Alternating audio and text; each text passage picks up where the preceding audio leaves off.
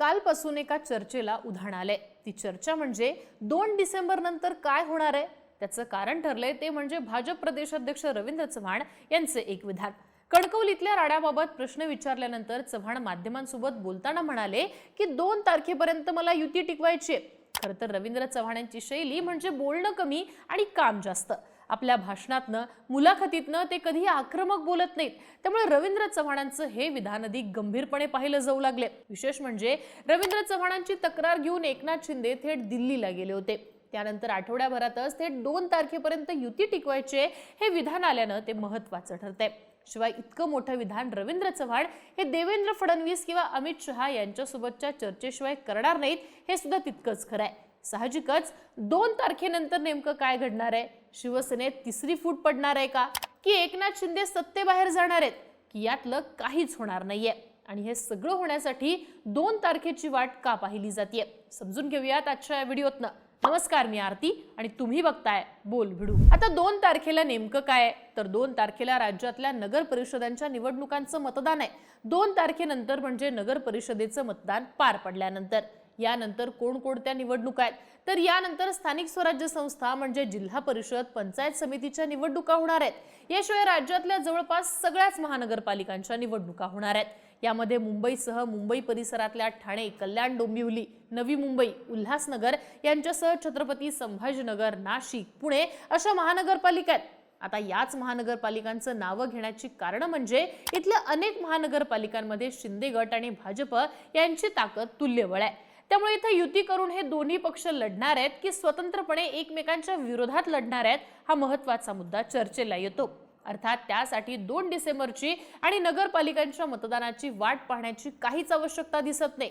पण मग रवींद्र चव्हाणांनी या तारखेचाच दाखला नेमका का दिलाय तर त्याचं कारण आहे ते म्हणजे तळ कोकणातला राडा। हा राडा थोडक्यात समजून घ्यायचा झाला तर सिंधुदुर्ग म्हणजे नारायण राणेंचा बालेकिल्ला।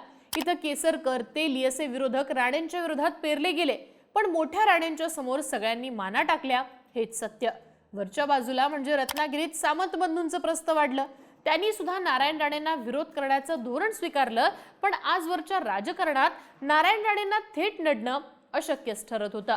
मागच्या लोकसभेत सामंत बंधूंनी राणेंना डावलण्याचे प्रयत्न देखील केले, पण राणे निवडून आले। आता या समांतरच दुसरं राजकारण घडत होतं ते राणे कुटुंबातच।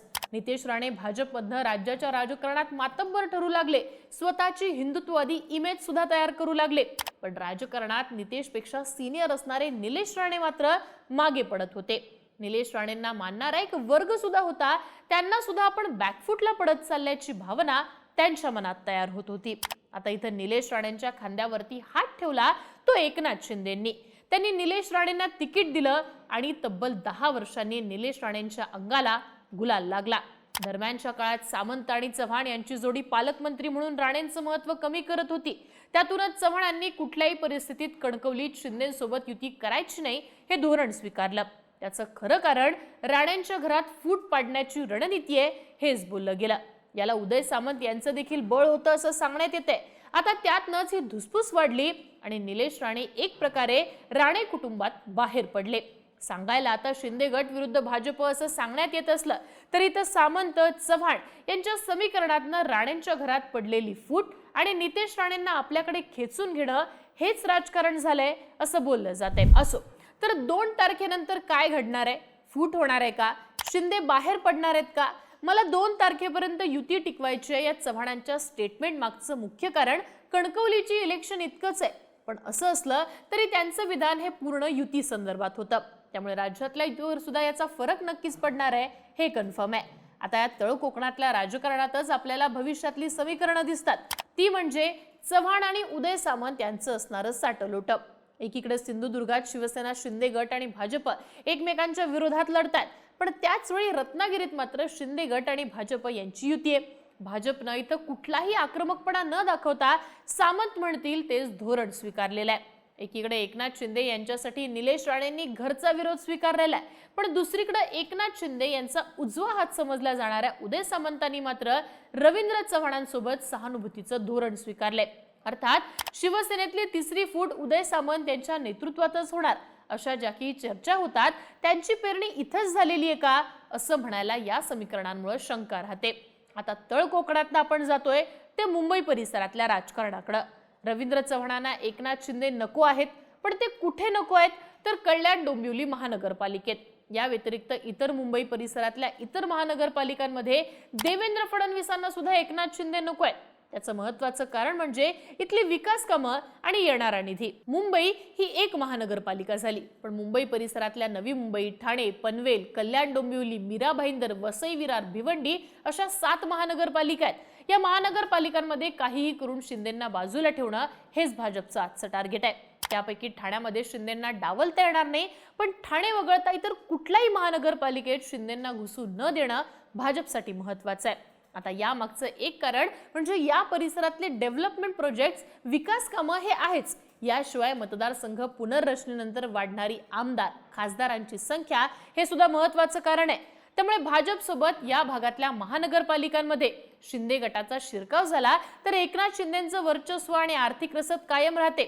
सध्या ती तोडणं हा भाजपचा प्रमुख अजेंडा आहे असं बोललं जात आहे. आता दुसरीकडे काहीही करून प्रसंगी तडजोड स्वीकारून महानगरपालिकांमध्ये युतीत सत्ता मिळवण्याचा अजेंडा एकनाथ शिंदे यांचा आहे.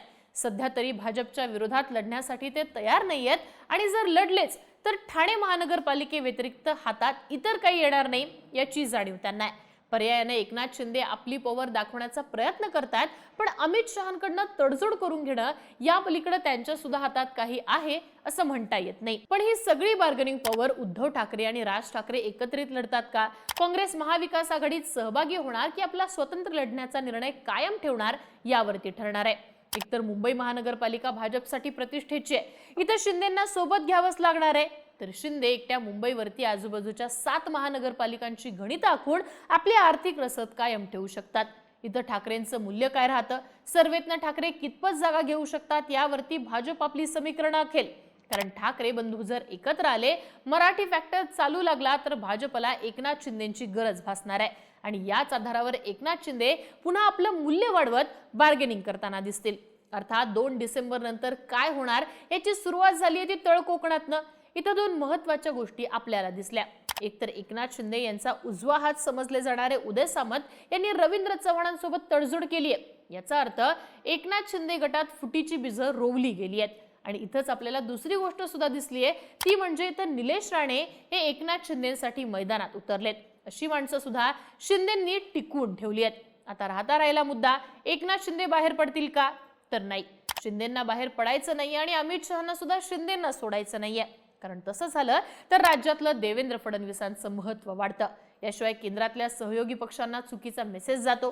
पण हे जपत शिंदेंना मिळेल तिथं डॅमेज करायचं धोरण सुद्धा सोडायचं नाहीये. त्यामुळे तिसरी फूट किंवा सत्तेबाहेर यापेक्षा तारीख पे तारीख म्हणत हे असंच चालू राहील आणि क्रमाक्रमाने एकतर शिंदे डॅमेज होत जातील किंवा आपली पकड मजबूत करत जातील असं म्हणता येतं. तुम्हाला काय वाटतं?